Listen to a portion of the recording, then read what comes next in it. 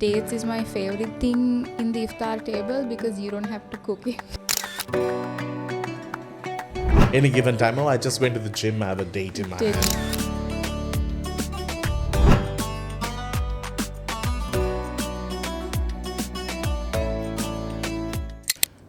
Nabeela, I find it fascinating. You're fasting the whole day, and all what you settle for at the start is this one single date and water. You know, I could do a buffet. I mean, when you come to the end of the fast, it's actually difficult to stomach anything else. And I think it's also a sign of what fasting means to us. It's about kind of letting go of all these worldly desires and overconsumption and things, and just kind of coming to what our body really needs. In my opinion, dates do a lot. It's got the fiber, the nutrients. Look at the face. It's got the fiber, the nutrients, and it really helps you kind of sustain that energy. But it does have a lot of sugar. So I mean, if you have diabetes, I don't think you should be eating. But today people put it into smoothies and yeah, I know. Yeah. It's like the trend to have a date in your hand at any given time. I just went to the gym, I have a date in my Date hand. shake. Yeah. Date protein shake. Tell me about the date culture and kitchens today. Dates is my favorite thing in the iftar table because you don't have to cook it. You just open the pack and it's on the table. I'm not coming to your house. I promise you. Please, Danu, be with me on this, right? So it's and I love it because it's least effort, just there. People eat 2 to 3, that's it. And I think that's great because at the end of the day, you're so tired. And especially it's women who prepare the table, right? Easier for them, the better. And they spend so much of time making everything else. And I think give us some rest, That's I know what I'm getting when I go to your house. I'm going to get a pack water. of dates. Iced water. Like hot water or Iced water, kettle, tea leaves and a tin kiri pot.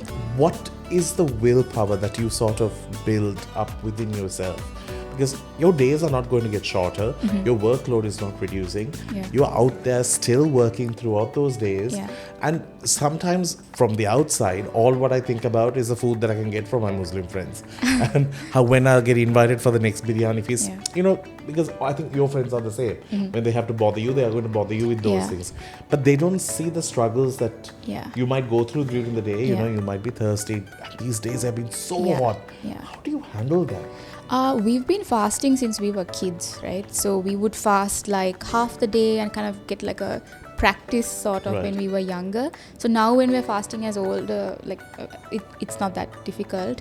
But of course, everyone is not required to fast. If you're sick, if you have a chronic illness, if you're on medication, if you're pregnant, you don't have to do it. It's also a sign that fasting is not only about not eating food.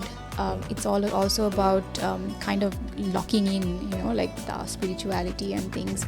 It's a time where we reflect on the past Ramadan and what it was like for us and how far we've come and things like that as well. It's like soul searching. Yeah, it's also really giving up outwardly things and things you really don't need and kind of. Tell me about your friends during this time. Let me tell you about the women during this time, right? Especially Muslim women, right? I mean, think about fasting, right? Before Ramadan starts, we don't know when Ramadan starts because we check the moon before, So we have women ready to prepare meals the next day, not knowing if it's fasting or not. And this happened last year, where people didn't know if it was the day after or tomorrow. But women were ready. They were ready with the morning food, the pre-dawn meal, the iftar food and all of that. And I think we sometimes take them for granted a lot. The food table that's prepared, it comes from a lot of the recipes that gets passed down and the effort that gets. So that labor, I feel has a lot to do.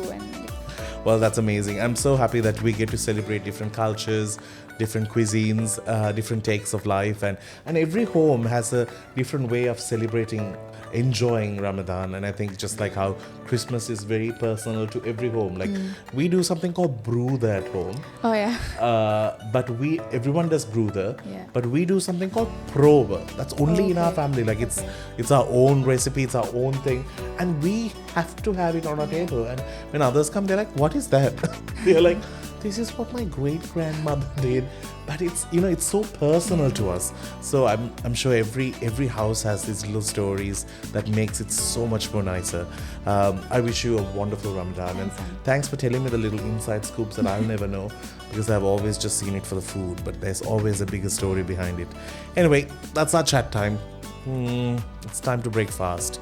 I'm just going to join her because I know this time the food is going to be good.